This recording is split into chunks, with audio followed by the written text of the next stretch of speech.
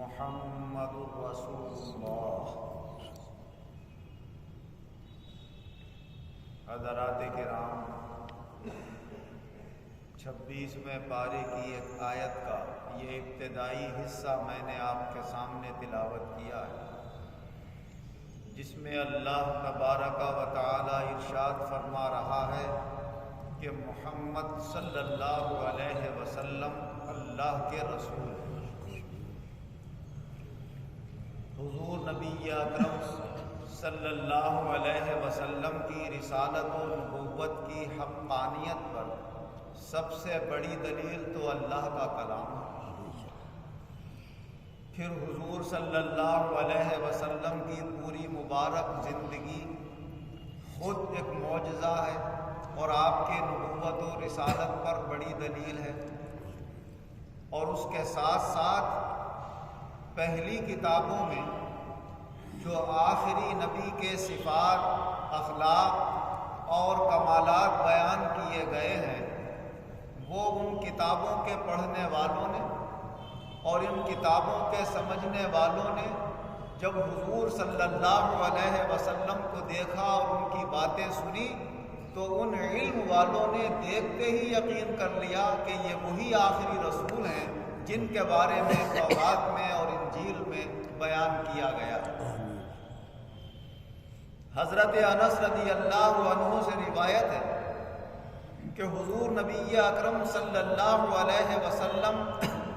جب ہجرت کر کے مکہ مکرمہ سے مدینہ منورہ تشریف لائے اور آپ کی آمد کی خبر مدینہ میں پھیلی تو یہودیوں کے اس وقت ایک بہت بڑے عالم تھے جن کا نام تھا عبداللہ بن سلام۔ یہ عبداللہ بن سلام اپنے باغ میں پھل ول توڑ رہے تھے، کچھ کام کر رہے تھے، وہاں پر انہیں یہ خبر پہنچی۔ وہ اپنے کام سے فارغ ہو کر حضور نبی اکرم صلی اللہ علیہ وسلم کی خدمت میں حاضر ہوئے اور عرض کرنے لگے کہ میں آپ کے اوپر ایمان لے آؤں گا اور میں مان لوں گا کہ آپ اللہ کے رسول ہیں، مگر میں پہلے 3 باتیں آپ سے پوچھوں گا، اور وہ 3 باتیں ایسی ہیں کہ جن کا جواب ایک اللہ کا نبی دے سکتا ہے اور نبی کے علاوہ کوئی نہیں دے سکتا۔ انہوں نے پہلا سوال یہ رکھا کہ یہ بتائیے جب بالکل قیامت قریب ہوگی اور اس وقت جو اللہ نے خاص نشانیاں مقرر فرمائی ہیں ان میں سب سے پہلی نشانی کیا ہوگی؟ اور دوسرا میرا سوال یہ ہے کہ جب جنت میں جنتیوں کو داخل کیا جائے گا تو سب سے پہلے انہیں کیا کھانا دیا جائے گا؟ اور تیسرا سوال میرا یہ ہے کہ کوئی بچہ اپنے باپ کے مشابہ ہوتا ہے، کوئی بچہ ماں کے مشابہ ہوتا ہے، کہتے ہیں یہ اپنی ماں پہ گیا، یہ اپنے باپ پہ گیا، تو یہ کبھی باپ کی مشابہت کبھی ماں کی مشابہت بچے میں کیوں آتی ہے؟ حضور نبی اکرم صلی اللہ علیہ وسلم نے ارشاد فرمایا کہ تمہارے آنے سے کچھ دیر پہلے ہی جبریل امین مجھے 3 باتوں کا جواب بتا کر گئے۔ ادھر اللہ کو علم ہے کہ میرے رسول کے دربار میں ایک سائل سوال کرنے آ رہا ہے، کچھ پوچھنے آ رہا ہے، جاؤ جبریل اس سے پہلے کہ وہ پوچھنے آئے ہمارے رسول کو بتائیے کہ اس کا جواب کیا۔ حضور نبی اکرم صلی اللہ علیہ وسلم نے ارشاد فرمایا کہ پہلی نشانی یہ ہوگی کہ مشرق سے ایک آگ اٹھے اور وہ لوگوں کو گھیرتی ہوئی مغرب کی طرف لے جائے۔ اب وہ آگ کس طرح کی ہو یہ اللہ ہی جانتا ہے، اللہ کے رسول جانتا ہے۔ آج کل مادی ترقیوں نے اتنا اشارہ بھی کیا ہے کہ ہو سکتا ہے وہ آگ لڑائی کی اور جنگوں کی ہو، وہ آگ میزائلوں کی اور بموں کی ہو، کسی جانب کے ملک حملے کر رہے ہوں اور لوگ ڈر کر اور گھبرا کر وہاں سے مغرب کی جانب جا رہے ہوں، مشرق میں جنگیں چھڑی ہوئی ہوں اور وہاں سے لوگ مغرب کی طرف جائیں۔ یہ اللہ نے میرے دل میں ایک خیال ڈالا باقی اللہ ہی جانتا ہے کہ اصلی حقیقت اس کی کیا ہوگی. یہ بھی ہو سکتا ہے خدا میں سب کچھ قدرت ہے کہ ایک بڑی آگ چاروں طرف کو گھیرتی ہوئی آگے کو بڑھتی چلی جائے تاکہ لوگ اس سے بچنے کے لیے پیچھے کو ہٹتے چلے جائیں یہاں تک کہ وہ مغرب کی طرف چلے جائیں. یہ پہلی نشانی. دوسری جو آپ نے ہمارے سامنے بات رکھی کہ جنتیوں کو جنت میں کیا کھانا دیا جائے گا، فرمایا جو کلیجی ہوتی ہے، کلیجی کے ساتھ ایک چھوٹی کلیجی لگی ہوئی ہوتی ہے، وہ زیادہ نرم ہوتی ہے. فرمایا مچھلی کی چھوٹی والی جو کلیجی ہے وہ سب سے پہلے جنتیوں کو کھانے کے لیے دی ہے. نرم کھانا، تھکے تھکائے آئے ہیں، ان کو اللہ تعالیٰ پہلے نرم کھانا کھلائے اور اس کے بعد آتا ہے کہ بیل کا گوشت کھلایا جائے. اور فرمایا جو تم نے تیسرا سوال ہمارے سامنے رکھا تو اس کی وجہ یہ ہے کہ کبھی شوہر کا پانی بیوی کے پانی پہ غالب آ جاتا ہے تو مشابہت مرد اپنی طرف کھینچ لاتا ہے بچے. کبھی بیوی کا پانی شوہر کے پانی پہ غالب آ جاتا ہے ایک دوسرے سے ملتے وقت تو پھر عورت اپنی طرف بچے کی مشابہت کھینچ لاتی. حضرت عبداللہ بن سلام رضی اللہ عنہ نے جب یہ تینوں سوالوں کے جوابات سنے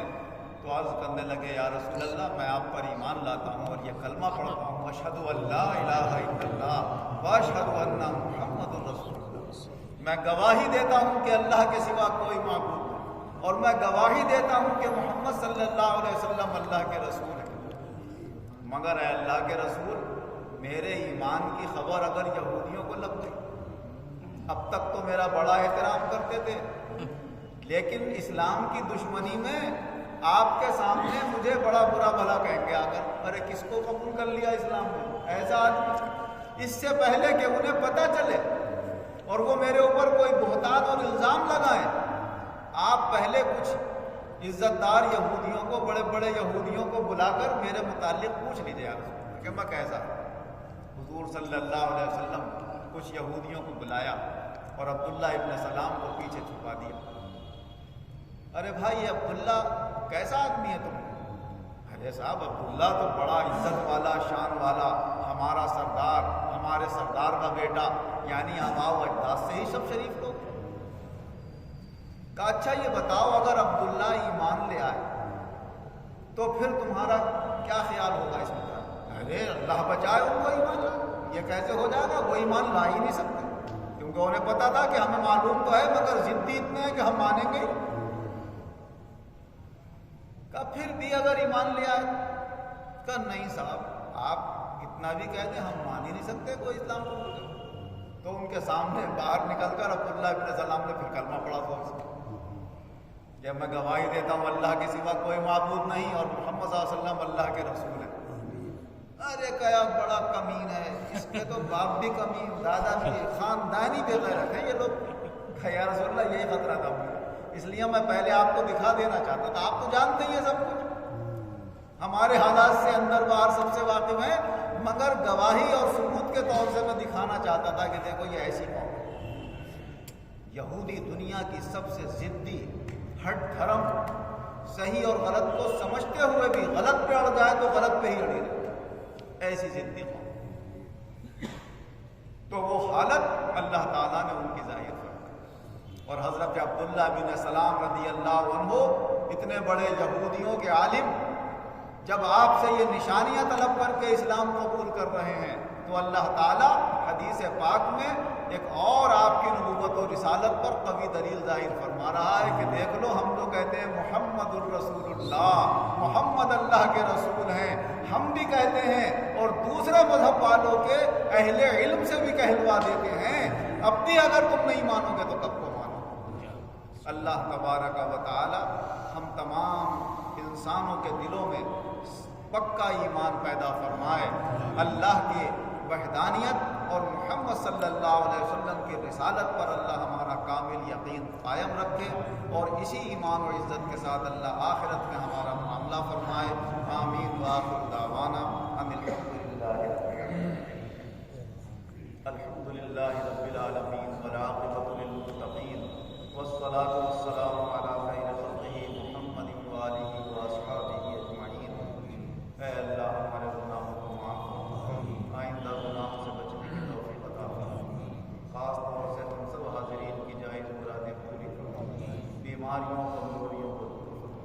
صحت و قوت، امن و عافیت اور سلامتی عطا فرما، اور عالم کے مسلمانوں پر رحم و کرم، سب بیماروں کو شفا عطا فرما، قرضداروں کو قرضوں سے نجات عطا فرما،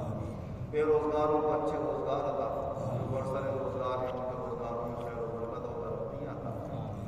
دینی دنیاوی سعادتیں ہم سب مسلمانوں کو خوب عطا فرما، ترقی کے بعد تنزل سے ہماری حفاظت فرما، اپنی سب